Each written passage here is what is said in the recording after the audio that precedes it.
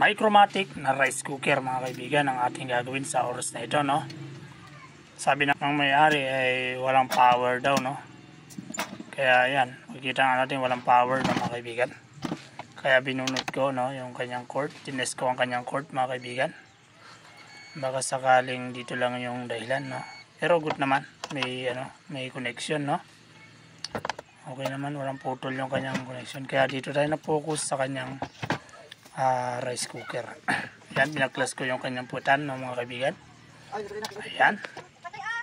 Bumungad sa atin yan. Pag walang power talaga mga kaibigan, ay ito ang una natin i-test. Yung kanyang fuse na mga kaibigan. Kasi ito ay safety fuse na mga kaibigan. Kanyang thermal fuse. Yun nga, nakita natin, no, na yun ang sira kasi walang reading, no. Walang buzzer yung kanyang yung buzzer yung ating tester. Kaya tinest ko na rin yung kanyang heater na mga kaibigan. Okay naman yung kanyang heater.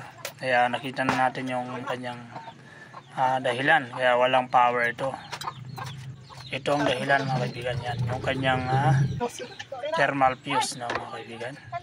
Yan kasi yung nasisira kapag nag-overheat, no, mga kaibigan, yung kanyang heater, no. Kaya yan. Kaya ito yung unang nagsasakripisyo mga kaibigan. Ayan yung kanyang thermal fuse. Pinalitan natin yan. Kuha ko. Ayan ang bago, no. Test natin. Baka ano naman, no. Baka disinfect, no. Kaya, pero okay naman. Nagbabaser, no. Ito yung papalitan natin yan. Yung sira. Yan yung nasira. Galing sa rice cooker. So ayun. Ang ganun lang, no. Papalitan natin. Ay balik na natin. Ayun. Bago natin ibalik mga kaibigan, ay ilagyan natin ng installation, no, o kaya yung string ni ball tube, pwede naman yan. Ayan, lagyan natin ng string ni ball tube at hinangin natin ng lighter, no, para lumukot. Ayan, ganyan lang, para may dagdag protection lang, no. Ayan mga kaibigan, saka natin ito ikabit, no. Kung paano nyo ginabit ay binaklas, no, ganun din natin na ikakabit, no. Yan sa bandang kaliwa, no, ng kanyang plug, no. Yan kasi yung dyan dadalo yung kuryente. Kaya pagka nag-overheat yung kanyang heater, ayan yung unang masisira itong thermal fuse, no. Kaya akala mo na walang power, no. Yan talaga yung nasisira. Pag walang power ang isang rice cooker, yan na yung unahin mong tignan, ano, palitan mo muna, no. Yan yung bibilin mo pagka pag bago naman yung rice cooker mo at biglang nasira, no, at nawalan ng power, yan yung papalitan mo mga kaibigan. Ayan lang, no, pinaklas mo. Ayan, binabalik lang natin, no, yung pinaklas natin na thermal fuse. Ayan, check natin yan, no.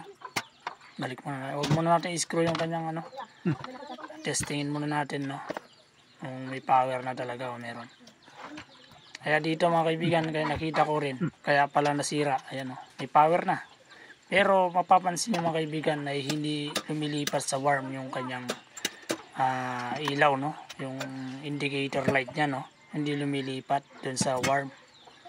Kaya yun pala yung dahilan kaya mabilis masira kasi yung ating thermal fuse, no, dahil dun nakakook lang siya, hindi siya nagwa-warm. Ayan, madali lang na maayusin yan pag hindi nagwa-warm yung ating rice cooker. Yan, no. Yan, baklasin lang natin yan. Yan. Tanggalin nyo lang yung washer mga kaibigan. Tapos ibalik nyo ulit. Yung binaklas ko na yun, ay tanggalin nyo lang yung washer. Tapos ibalik nyo.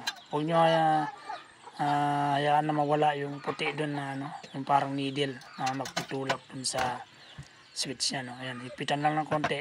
Ayan, okay na yun. Ayan, makikita natin mga kaibigan na magwa-warm na siya, no, yung ating rice cooker. Ayan, no.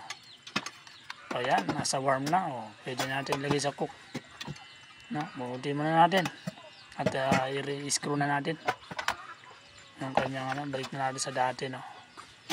Ayan yung washer, oh, tinanggal ko. Ayan. Ayan lang mga kaibigan, kung ayaw mag-warm na inyong rice cooker, yun lang yung tatanggalin nyo, yung washer, kasi sa katagalan kasi umiikli yung needle, no. Ayan. Check ulit. Na natin, last check na natin to. Kung okay na, kung good na. Okay. Naka-warm na, nagkukok na, no? So yun mga kaibigan. Thank you. Bye.